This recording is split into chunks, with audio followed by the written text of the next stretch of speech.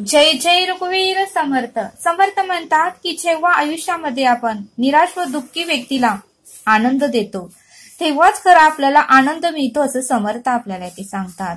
आणि म्हणून समर्थ म्हणतात की ज्यावेळेस आपण कुठेही जातो त्यावेळेस एखाद्या व्यक्तीला जर त्रास होत असेल किंवा एखाद्या व्यक्तीला जर मदतीची गरज असेल आणि त्या व्यक्तीला जर आपण मदत केली तर त्या व्यक्तीला खूप आनंद मिळतो असं समर्थ आपल्याला इथे सांगतात. आणि म्हणून समर्थ म्हणतात की आता आपण बँकेत जातो म्हटले त्यावेळेस म्हटले काही काही महिला हे शिकलेल्या नसतात व त्यांना लिहिताही येत नाही आणि वाचताही येत नाही. जर आपण त्यांची मदत एखादा फॉर्म भरण्यासाठी केली किंवा एखादी स्लिप भरण्यासाठी जर केली तर त्या ताईंना किंवा त्या महिलांना किती आनंद मिळतो असं समर्थ आपल्याला इथे सांगतात. आणि म्हणून समर्थ म्हणतात की जेव्हा एखाद्या निराश व दुःखी व्यक्तीला आपण आनंद देतो तेव्हाच खरं तर आपल्याला आनंद मिळतो असं समर्थ आपल्याला इथे सांगतात. आणि म्हणूनच समर्थ म्हणतात की ज्या ज्या ठिकाणी एखादी दुःखी व्यक्ती असेल, निराश व्यक्ती असेल, त्या ठिकाणी आपल्याला त्या व्यक्तीची मदत ही आपल्याला करता आली पाहिजे असं समर्थांनी आपल्याला इथे सांगितलं.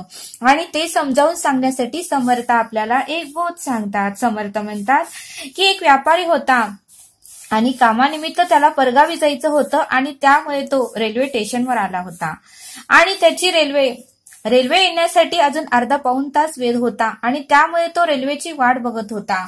आणि वाट बघत असतानाच अचानक त्याचे लक्ष एका वृद्ध महिलेकडे गेलं. अचानक त्या व्यापाऱ्याचं लक्ष एका वयस्कर म्हातारी आजीकडे गेलं आणि ती आजी रेल्वे स्टेशनवर एका कोपऱ्यात बसून रडत होती. खूप रडत होती की तिला रेल्वे स्टेशनवर एवढी गर्दी होती पण तिला कोणीही विचारत नव्हतं की आजी तुम्हाला काय झालं आहे आणि तुम्ही का रडत आहात असं एका व्यक्तीनेही त्या आजीला विचारलं नाही.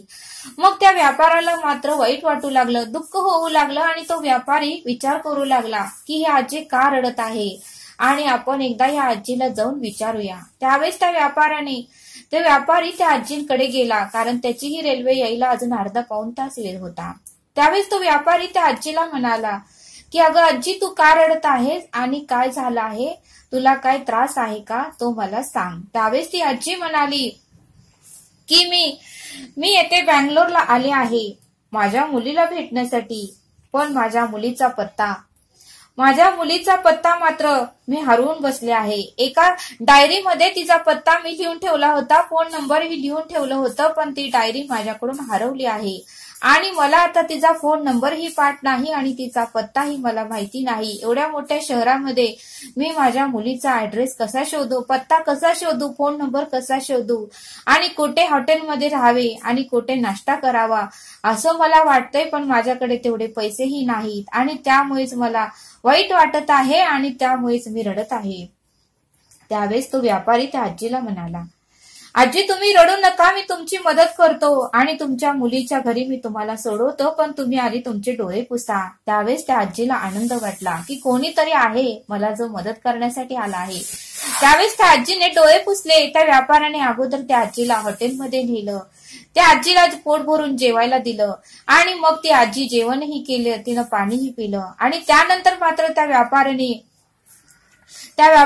त्या आजीला विचारलं की तुमच्या मुलीचं नाव तरी मला सांगा. त्यावेळेस त्या आजीने आपल्या मुलीचं नाव सांगितलं आणि त्या मुलीच्या नावावरून त्या व्यापाराने टेलिफोन डिरेक्टरीवरून त्या मुलीचा नंबरही शोधून काढला आणि ऍड्रेसही शोधून काढला. आणि मग तो व्यापारी त्या आजीला घेऊन टॅक्सीतून त्यांनी त्या आजीला त्यांच्या मुलीच्या घरी सोडून आले आणि त्या आजीला त्यांनी रस्त्यातून गुलाबाचे पुष्पही घेऊन दिले. त्यावेळेस त्या आजीला खूप आनंद झाला आणि मग मात्र त्या आजीने त्या व्यापाराला भरभरून आनंद दिला आणि मग मात्र तो व्यापारीही त्या आजीला तिच्या मुलीच्या घरी सोडून तो परत रेल्वे स्टेशनवर आला. मग समर्थ म्हणतात की या बोधातून आपल्याला हे शिकायला मिळतं की खरा आनंद आयुष्यामध्ये तेव्हाच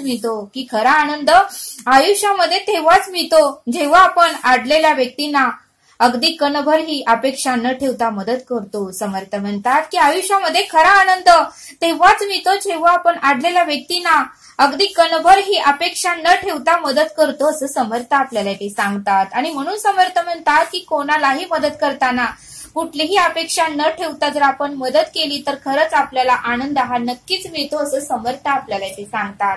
आणि म्हणून समर्थ म्हणतात की जेव्हा कोणी निराश व दुःखी असेल त्यावेळेस त्या व्यक्तीला जर आपण आनंद दिला तर आपल्यालाही आनंद भरपूर मिळतो असं समर्थांनी आपल्याला या बोधातून समजावून सांगितलं. तरी आता आपण येथेच थांबू. धन्यवाद. जय सद्गुरू.